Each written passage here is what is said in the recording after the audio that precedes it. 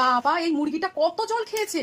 জল তো খেতেই হবে না, গরমকাল পড়েছিল, কিন্তু এত জল দেখো আমি একটুও জল দিইনি। সে দই থেকে জল বেরিয়েছে আলাদা করে, আর এই মুরগি কত জল খেয়েছিল ভগবান জানে, এই জল বেরিয়েছে। ও কতক্ষণ ধরে যে জলটাকে শেষ করবো কে জানে। প্রথমে চিকেন নিয়ে নিয়েছি, মরিচ চিকেন যখন করবো চিকেন তো লাগবেই, চিকেন ছাড়া তো হবেই না। এই হচ্ছে অভিনেত্রী সিনেমার। এরপরে পার্শ্ববর্তী সব নায়িকাগুলো পড়বে। প্রথমে দই দিলাম, আর দেবো গোলমরিচ। যেহেতু গোলমরিচ চিকেন তাই জন্য কিন্তু গোলমরিচটা একটু বেশি করেই দেবো। এবার এটা আধ ঘন্টার জন্য ম্যারিনেট করে রেখে দেবো ফ্রিজের মধ্যে। কিচ্ছু দেবো না, না নুন না চিনি না রসুন পেঁয়াজ কিচ্ছু না, এখন শুধু গোলমরিচ আর দইটা। দইটা দেওয়ার জন্য এই মাংসটা অনেকটা নরম হয়ে যাবে, আর আধ ঘন্টা এনাফ। তোমরা যদি বেশিক্ষণ রাখতে চাও আলাদা ব্যাপার, আধ ঘন্টা এনাফ। তো চলো, মাখানো ভালো মতো হয়ে গেছে, গোলমরিচের না একটা সুন্দর গন্ধ আসে। ব্যাস, এবার এটা ঢেকে রেখে দেবো আধ ঘন্টা, তারপরে আধ ঘন্টা পরে ফিরে আসছি। একটা জিনিস দেখাই, গোটা গোলমরিচের প্যাকেট কিনে নিয়েছিলাম, আর সেটাকে মিক্সিং জারে একটু ভাঙা ভাঙা করে নিয়েছি। দেখো হালকা ভাঙা ভাঙা আছে, কেননা একদম যে গুঁড়োটা পাওয়া যায় সেটা না খুব একটা টেস্টি হয় না। যেমন এইটা, এই যে নিয়ে এসেছিলাম একদম গুঁড়োটা, তার থেকে এইরকম কেনাটা খুব ভালো। আচ্ছা, এপাশে মশলা কিচ্ছু নেই, যেহেতু ছেলে বলেছে একদম কম মশলা। ওই মিক্সিং জারের মধ্যে আদা রসুন আর কাঁচা লঙ্কা। এই পাশে আছে গোটা গরম মশলা, জায়ফল জয়ত্রী, আছে বড় এলাচ ছোট এলাচ, আর ওই যাবতীয় যা যা হাতে উঠেছে সেইগুলো। কড়াই গরম করতে দিয়েছি, ভালো মতো আমার কড়াই গরমও হয়ে গেছে। এবার লো ফ্লেম করে দেবো। এর মধ্যে দিয়ে দেবো বাজার থেকে এই সবে আনা কাসুরি মেথি।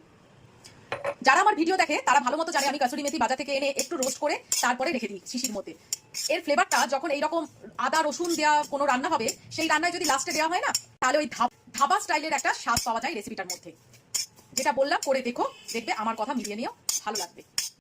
চিকেনটা একটু সাদা সাদা করবো, তাই জন্য এখানে কড়াইতে আমি রিফাইন অয়েল দিয়ে দিয়েছি, আর একটা মাঝারি থেকে একটু বড় সাইজের পেঁয়াজ কুচি করে ভাজতে দেবো। বেশি ভাজবো না, এখানে লাল করে আমার বেরেস্তা করার কোনো ইচ্ছা নেই। হালকা কালার চেঞ্জ হবে পেঁয়াজের, তারপরেই ওটাকে তুলে নেবো। লো ফ্লেমে ভাজতে দেবো, আস্তে আস্তে হোক। আধ ঘন্টা হয়ে গেছে, মাংসটাকে আমি 5 মিনিট 10 মিনিট আগে বার করে রেখে দিয়েছিলাম ফ্রিজ থেকে। এর মধ্যে আমি এই যে আদা রসুন আর কাঁচা লঙ্কা আর গোটা গরম মশলা যেটা পেস্ট করলাম সেইটা মাখিয়ে রেখে দেবো আরো 10 মিনিট। চেঞ্জ হয়ে গেছে, এইবারে আমি পেঁয়াজটা তুলে একটু মিক্সিং জারে নিয়ে নেবো, আর ঠান্ডা হয়ে গেলে এই যে মিক্সিং জারে নিয়ে নিলাম, ঠান্ডা হয়ে গেলে তারপরে আমি এটাকে পেস্ট করে নেবো। এইবারে তেলের মধ্যে আমি কিছু গরম মশলা দিয়ে দেবো, আর শুকনো লঙ্কা গোটা জিরে, এটা ফোড়ন হিসাবে দেবো। ফোড়ন থেকে একটা সুন্দর গন্ধ বেরিয়েছে, এরপরে আমি এই চিকেনটাকে দিয়ে দেবো। ম্যারিনেট করার সময়তেও আমি নুন দিইনি, তাই জন্য এখন একটু পরিমাণ মতো নুন দিলাম। যেহেতু দই দিয়েছি ব্যালেন্সের জন্য একটু চিনি দিলাম। এটা 2 থেকে 3 মিনিট হাই ফ্লেমে একটু ভাজা ভাজা করে নেব। 2 থেকে 3 মিনিট হয়ে গেছে আমার, হালকা করে এদিক ওদিক করে নাড়িয়ে নিয়েছি অনবরত, যাতে কড়াইয়ের গায়ে লেগে না যায়। এরপরে আমি ফ্লেমটাকে একদম লো করে দেবো, লো করে কিন্তু ঢাকা দিয়ে দেবো।